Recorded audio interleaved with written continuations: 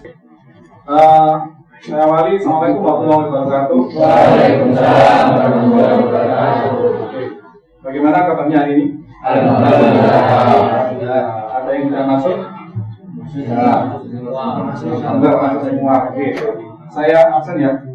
Yang pertama Abdul Latif, Ahmad Hafiz, Ahmad Faisal, Ahmad Iskandar, Agung, dari hari ini kayaknya. Chandra, Diki, Eko Bagas, Eli Purwati, Eza, Fadil Azizi. Besok karena aku telah melalui hari kemarin dan aku minta hari ini. Ya, kata-katanya.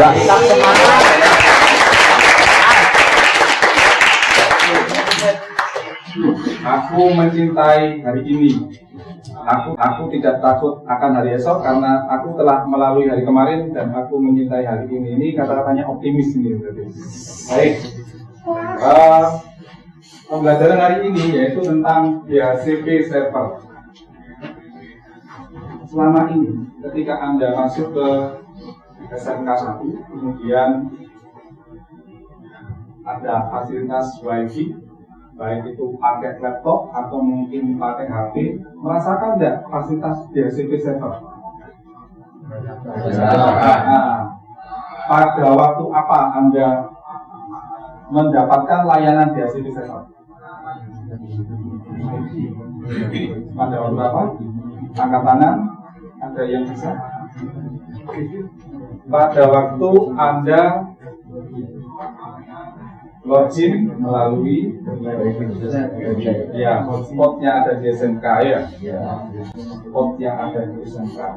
Jadi ada kompetensi dasar dan tujuan materi ini adalah mengevaluasi DHCP server, mengevaluasi itu apa sih DHCP server itu, kemudian nanti kita belajar mengkonfigurasi DHCP server. Kemudian tujuan, setelah menggali informasi melalui diskusi dan literasi peserta didik dapat, harapannya nanti Anda bisa menjelaskan konsep DHCP server secara jelas dan percaya diri sesuai materi ajar. Dua, menentukan cara konfigurasi DHCP server dengan percaya diri dan sesuai materi ajar. Setelah mempraktekkan, Anda diharapkan dapat melakukan konfigurasi DHCP server secara bertanggung jawab dan berhasil. Menguji konfigurasi DHCP server secara bertanggung jawab dan berhasil. Anda kalau misalnya punya sebuah alat, ingin yang manual atau yang otomatis? Karena dengan otomatis maka memudahkan pekerjaan kita. Ya. Contoh sekarang yang lagi banyak dipamerkan itu ya, kurang lebih seperti ini.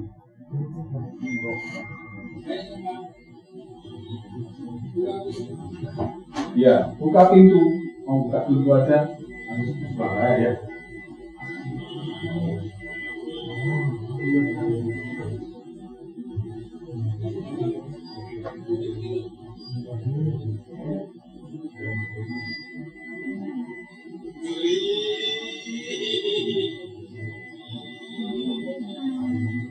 Ya, itu contoh.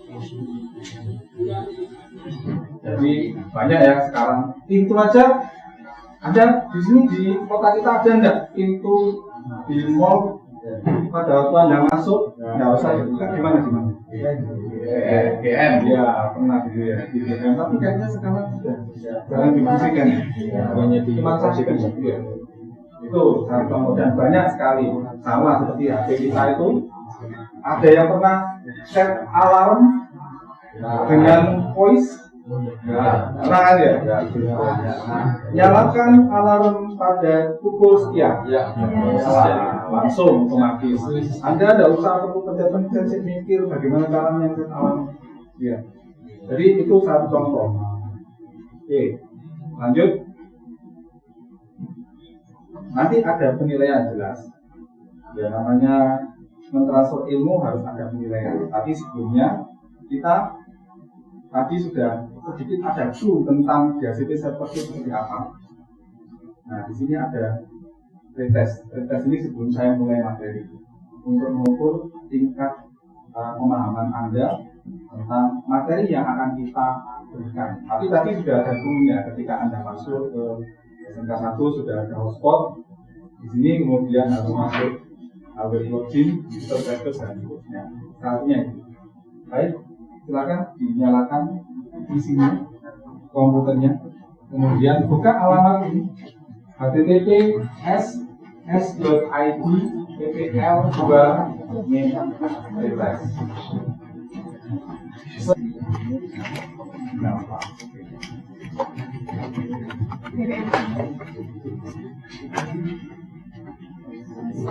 Nah, ya. Semampunya, jadi kita belum mendapatkan materi, maka tes ini sebagai awal memang Anda belum paham tentang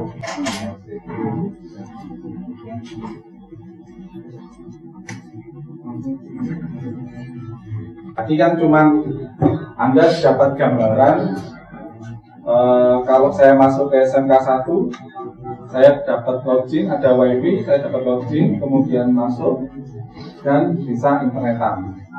Tapi di dalamnya situ, di pertanyaan tadi ada macam-macam, ada konfigurasi.com, kemudian install paket DHCP, bagaimana caranya atau apa perintahnya itu kan belum kita berikan. Tidak apa-apa. Sudah selesai semua pretest? Sudah, apa jadi nilainya ya memang amal dunia. Kita akan melakukan kegiatan seperti ini.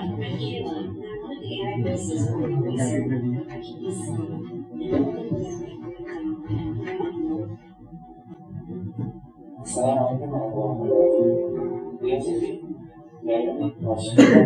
wabarakatuh. Mana protokol yang dipakai untuk mengajarkan kalimat konfigurasinya? Mari kita simak tutorial berikut ini.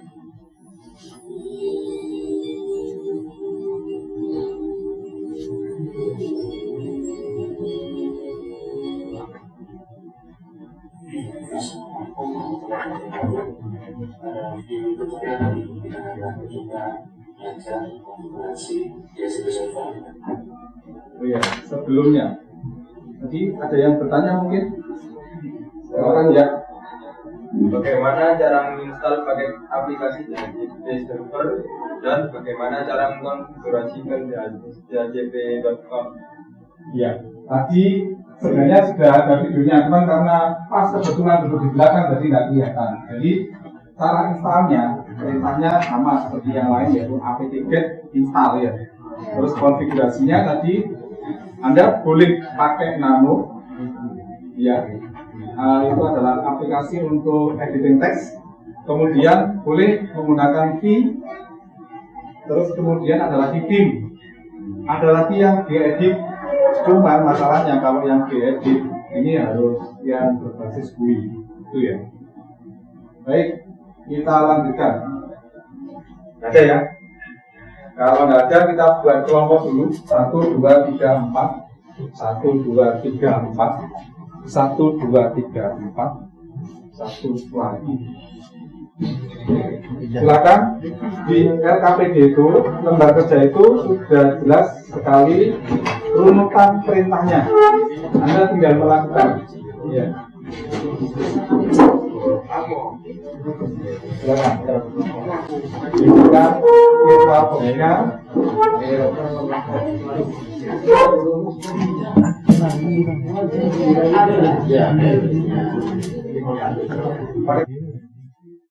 Login sebagai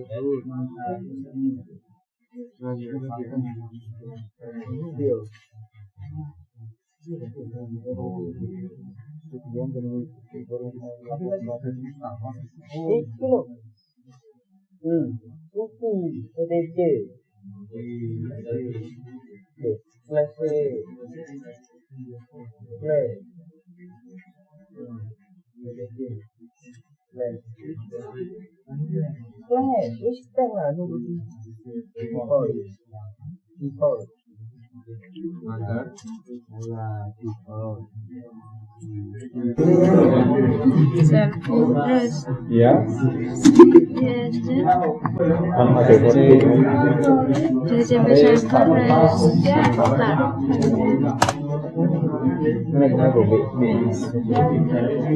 Nah, sudah berhasil. Sekarang tadi dapat di selanjutnya setting anu ya Pak. bukan yang sini. Oke, tidak apa-apa, boleh pakai itu. Yang mana wis yang tadi yang dilakukan? Aturan sudah ini kan ya. Iya. Oke, kemudian di disable dulu tadi. Di disable Pak. Bukan, statusnya dalam. Nah, iya. Ini sudah sesuai dengan ring yang dipasang tadi atau yang ditentukan 1/100 tadi. Iya. Oke. Terus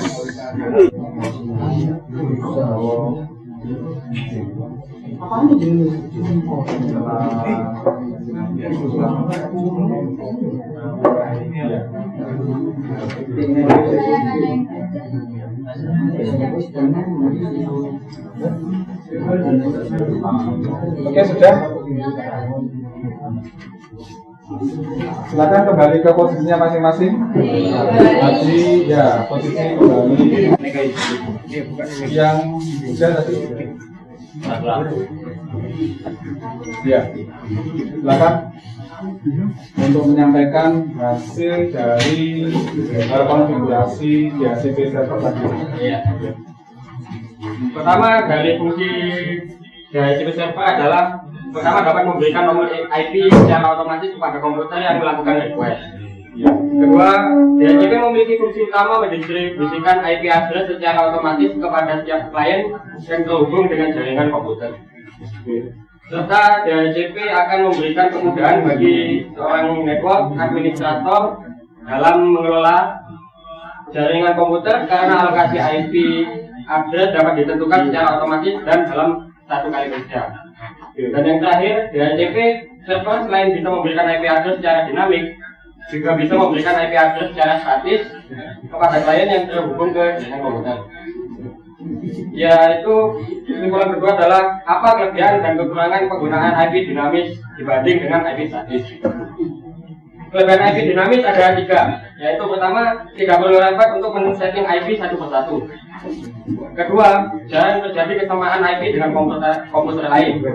Ketiga, yaitu memudahkan dalam transfer data kepada PC klien atau PC server, menghemat tenaga dan dalam waktu dalam pemberian IP. Kekurangan IP dinamis. Dalam satu jaringan harus memerlukan lebih dari satu router, karena jika tidak akan mempersulit menentukan koneksi. Pada IP address dinamik, penomoran diberikan oleh server DHCP secara otomatis, dan jika server mati maka semua klien akan disconnect dan tidak terhubung. Demikian kesimpulan dari kami. Atas perhatiannya diucapkan terima kasih. Terima kasih. Jadi ternyata tadi ada, kalau DHCP ternyata transfer datanya itu lebih lama dibandingkan yang statik. Dan nanti ada yang mau tanya tadi. Oke, silakan. Bagaimana jika server mengalami kerusakan? Apakah DHCP tetap berjalan? Ya, jadi kalau misalnya pasti namanya alat itu seperti beberapa waktu yang lalu kita sudah setting mau ujian pada waktu itu, masih ingat? Terus kemudian ada petir atau ya petir waktu itu kalau nggak salah, rusak alatnya, ya sudah, kita nggak bisa melaksanakan. Jadi karena setting IP-nya nggak mungkin setiap siswa nanti ayo IP sekian terus ngatur. Dia kalau benar nyetingnya, kalau enggak nanti malah gagal di situ. Jadi routernya atau mungkin server DHCP-nya kalau misalnya rusak, ya nggak bisa melakukan kegiatan berikutnya atau mengisi antar jaringannya masalah. Nah itu ya. Jadi paling tidak efektif kalau misalnya kita punya banyak perangkat, kemudian kita disuruh untuk menghubungkan, bagaimana caranya untuk menghubungkan perangkat yang banyak ini, maka DHCP server solusinya daripada kalau misalnya menggunakan IP statik. Itu saja. apa yang bisa kita sampaikan pada kegiatan hari ini. Kemudian berikutnya atau kegiatan berikutnya yaitu FTP server. FTP server ini hampir jarang kita gunakan, tapi tetap diperlukan, seperti mengupload website atau mungkin file, itu yang digunakan adalah FTP server. Kalau sekarang ini adalah DHCP, materi berikutnya kita ketemu dengan materi FTP server. Ya, baik, tadi ada pre-test, sekarang ada post-test. Mudah-mudahan ada peningkatan setelah kita namanya dapat materi ini server. Post-testnya alamatnya sama tadi, s.id/tpl2 min post-test.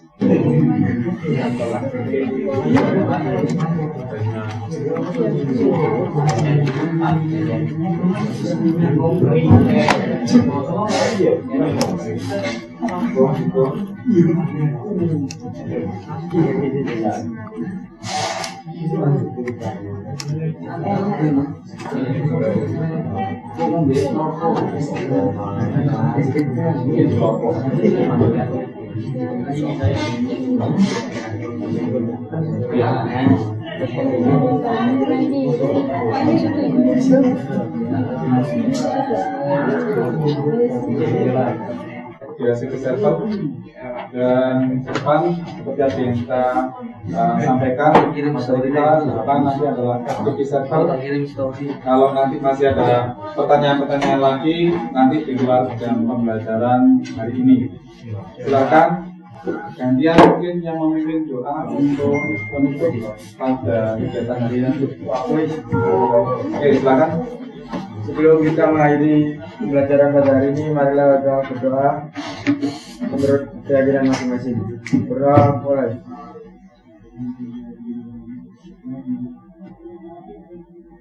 Amin. Doa selesai. Terima kasih, kurang lebihnya mohon maaf, dan wassalamualaikum warahmatullahi wabarakatuh. Waalaikumsalam warahmatullahi wabarakatuh.